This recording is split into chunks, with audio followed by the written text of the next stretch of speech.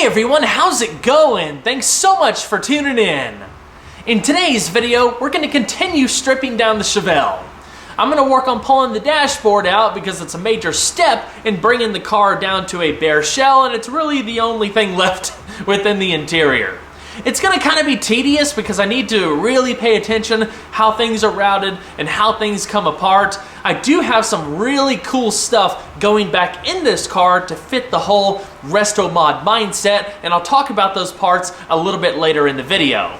That being said, if you're new to the series, welcome. I hope you guys enjoyed the video. Definitely check out the links that I have in the description below to the past couple episodes and the build playlist so you can catch up to where we're at right now and understand the overall vision for the build.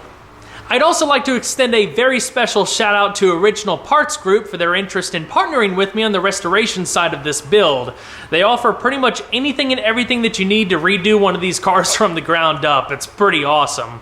A big thanks also to O'Reilly Auto Parts and Valvoline. Together, with the support of all of you watching the series, we're going to have a whole lot of fun with this one.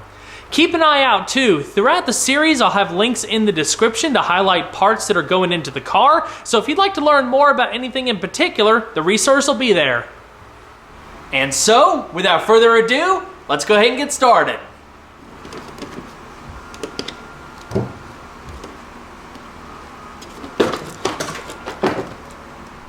This was actually a factory AC car. If you look at the bottom of the duct right there, you can see the start of a cable mechanism that snakes through the dash and attaches to a lever that screws onto the side of the lower kick panel. That lever opens and closes the air vent.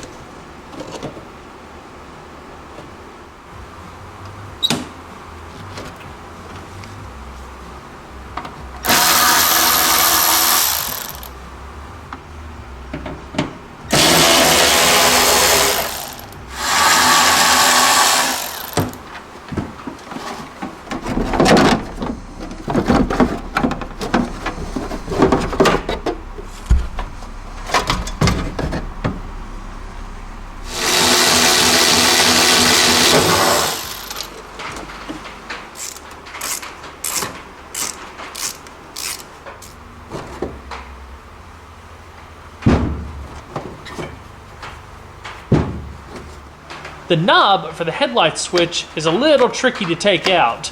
There's actually an unlock button on the right side of the switch up underneath the dash that would be a little difficult to get to, but it's a lot easier if you can take out this vent because you can just reach up in, press it, pull it out, and there you go. Here's something else that's pretty neat, some of you might not be aware of. You know how pretty much every radio nowadays has the ability to set preset radio stations, so basically easy access to your favorite station. Well, these old radios, you can do that too. Unfortunately, this radio doesn't work, but let's say, you were scrolling around, whatever, and you were like, I really like that station, and I want to put it on position number 3. You'll take the toggle, pull it all the way out, and then push it all the way in. So if we go to another station or whatever, and we want to go back to our last favorite station, I'll then press 3 all the way in, and it goes back to the memory. Pretty cool stuff. Go ahead and pop off these knobs. They just pull straight off, and then have to wiggle the little trim bezels off.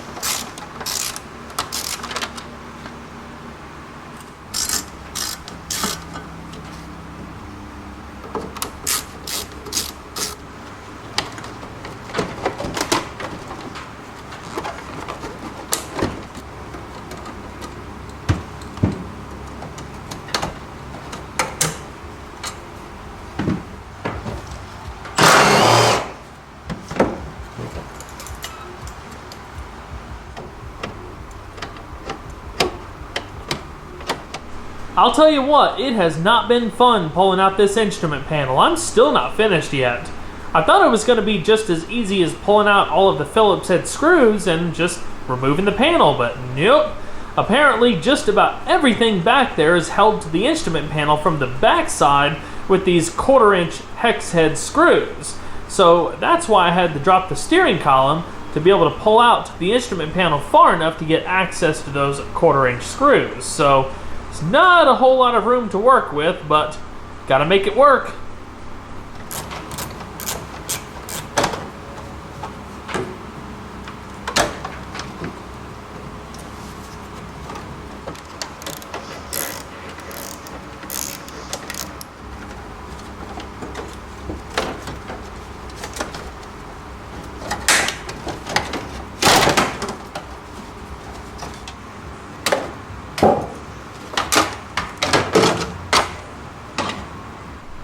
Alright, with the instrument panel out of the way, I can start pulling everything else out of the dash.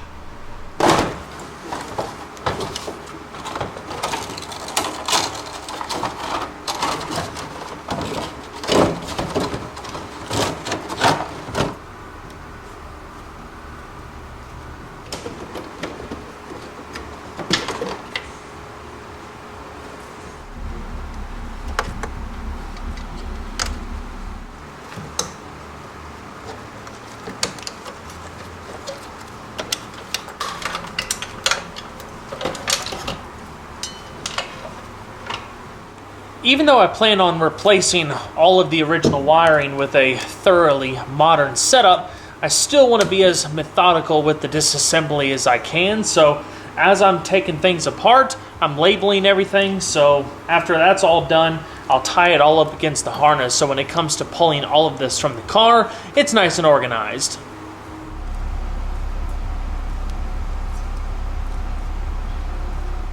Everything's all labeled and organized.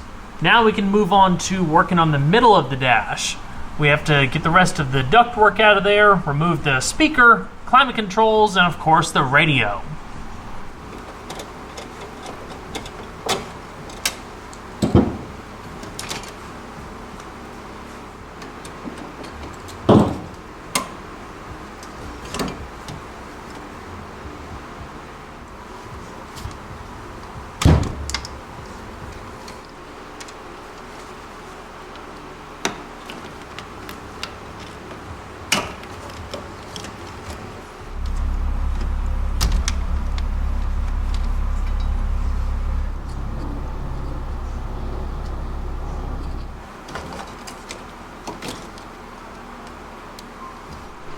At this point, the entire dash harness has been labeled. It's probably a bit overkill, but it was kind of cool tracing the wires and seeing where they go, what does what, and how things were routed from the factory. But now I can pull the harness out and pull it out of the way so I can start tackling some of the HVAC stuff.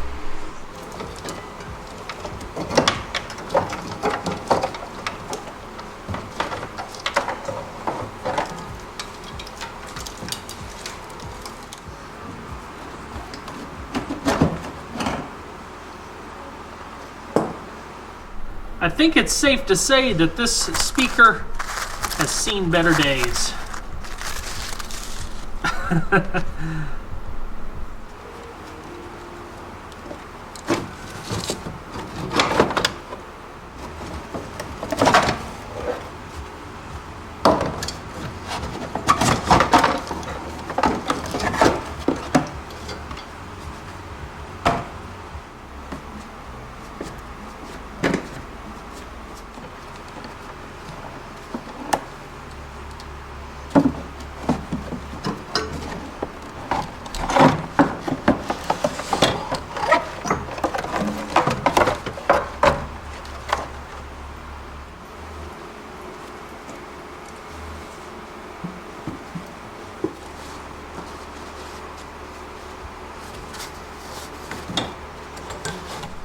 I've been sitting here for a while scratching my head trying to figure out how to get this AC box out from underneath the dash. I couldn't find any nuts or bolts or any kind of attachment points from the inside, so I started thinking, well, maybe it's attached from the engine side. From the engine bay, this box assembly contains the blower motor and the evaporator. All of this attaches to the firewall. However, I noticed that there was 4 studs, basically one on each corner, and each of those studs were sandwiched down with 7/16 nuts. Those studs belong to that inside box, so once the nuts are released, you can pull the box from the backside. All right, let's see if 3rd time's the charm. Oh, look at that. It's amazing how easy something can be if you just do it right in the first place.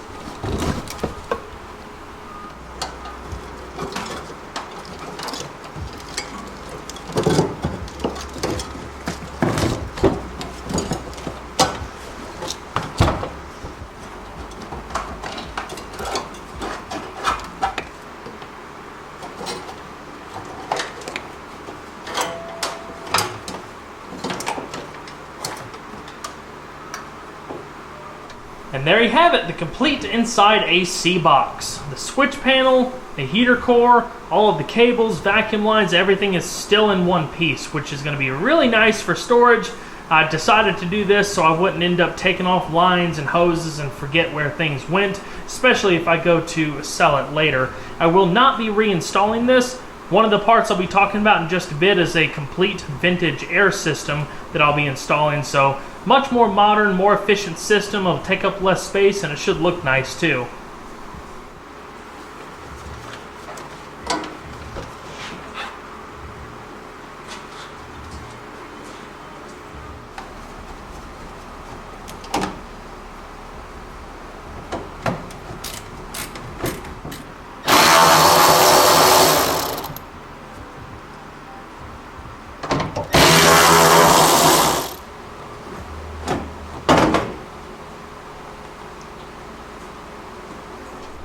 Well, I'm just about finished with what I wanted to achieve for this video. Next, I'm gonna finish pulling out all of the old sound insulation, pull out this driver's kick panel, and then we can start checking out some new parts.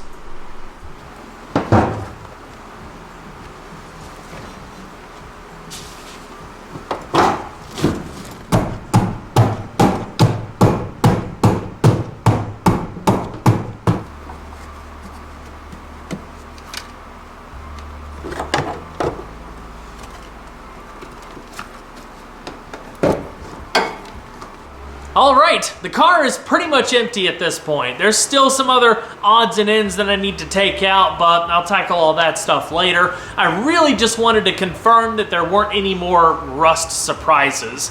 As we saw in the last video, there were some holes along the base of the windshield, and I knew the car had been leaking water for who knows how many years, but I confirmed that the dash structure, like all the inner structure and stuff, is perfect. The firewall is perfect. Anything that's in there can be cleaned up. There's no major rot or nothing, so I am absolutely ecstatic. So on that note, let's check out some new parts. Perhaps the coolest piece of tech going back in this car is a full suite of Dakota Digital RTX instruments. They're analog, fully electronic, and what I like the most about them is that they're actually styled to mimic the original font and colors of the original cluster. So you've got a little bit of a modern twist here, but in the speedometer, you've got a full digital driver information system that's got all sorts of stuff in it. I'll cover all of the features more in depth, of course, when I do the full install video, but there's also a complete set of gauges here, unlike the cluster I pulled out of the car. We've got an analog clock right here, which is pretty cool. Over here, we have a tachometer right in the middle, fuel level, battery, oil pressure, temperature. I mean, these things are just absolutely beautiful. If I hold it up next to the original cluster, you can see just how similar they are. The original cluster didn't have the factory optional clock, and it only had a fuel level gauge over here. Everything else was just warning lights. You actually have to use the original cluster housing to mount all of this stuff. If you'd like a little bit of an idea of what it's like to install a set of Dakota Digital gauges, I actually did an install in the S10 series a little while back, so definitely look that up and check it out. But You've got the wire harness, specific sensors that work with the Dakota Digital system, universal gear position sensor unit, all sorts of stuff. So this is going to be amazing. While the gauges are cool, this is what's really going to bring the car into the 21st century. I'll not only be completely rewiring the car, but I'll be using this American Autowire Classic Update Kit. This has every single thing that you need to completely rewire this car up to modern standards. It is impressive, to say the least. It comes with all of the switches, like the headlight switch, dimmer switch, wiper switch, ignition switch, all of the relays, and it completely replaces the fuse panel. So instead of having those old style glass fuses, you have all of the modern stuff with the relays. I mean, just look at this thing. It's so nice. This is an incredible bang for your buck, and it's going to be a lot of work. I may end up making multiple pieces of content on it. I'm not sure yet, but I am very much looking forward to diving into this. I mentioned a little bit ago that instead of reusing the original AC system, I'm actually going to be going with a complete vintage air system. They offer all sorts of kits for many vintage cars out there, and even universal setups for like custom street rods and whatnot. But this is obviously the AC condenser and the dryer. There's multiple packages, so let me bring those over here and show you what we're working with. Here's the refrigerant line kit. They make a kit that's completely done already with both ends crimped. I ended up getting the kit where one end is left open because I'm doing a custom application. As soon as I know the right lengths, I can cut them to fit, crimp them, and have a custom setup. Regardless of whether you're replacing a factory AC system or installing AC in a car that didn't already have it, these vintage air kits can be had with a compressor. I didn't get the compressor because I already have a compatible one with the fancy accessory drive that I'll be putting on the LS going in the car. I'll talk about that stuff in another video, but what you see here are the primary essentials with the kit. Now, what's really nice and what's going to set this apart from the factory system is this under-dash AC unit. Everything is contained here, so you won't see the blower motor and evaporator and all of that from the engine bay. It actually comes with block-off plates, but here's kind of an idea of what things would look like. The only stuff that you would see within the engine bay are the hoses coming out of the firewall right here. Of course, different engine configurations are going to be slightly different in how things are routed, but again, everything is contained within this under-dash unit. Pretty awesome stuff, and I'll cover the details of the kit in a lot greater depth during the install video. But being that everything is electronically controlled, you don't have all of those vacuum lines underneath the dash, you don't have all of those cables, so it'll be very clean, very simplistic. This is the control panel that goes in place of the factory control panel. So as you can see, it's much smaller. It plugs in, it's very lightweight, but it still has all of the toggle controls, so you still have that old school feel. That's going to be really nice. Well, everyone, that's going to wrap it up for this video. I have a tremendous mess throughout the shop. There are Chevelle parts everywhere, so I need to take some time to get organized here. I hope you guys enjoyed the video. Lots and lots of exciting stuff to come with this car, so if you haven't subscribed already, please consider doing so, because there's a lot more content where that came from. Also, don't forget to leave a like below. It really helps the video a lot, and make sure your notification bells are selected so you can get properly notified of all of the new uploads. Again, I've got part numbers and links in the description below if you'd like to check out some of the stuff that I'm using via Original Parts Group. I'll see you guys on the next one. Take care.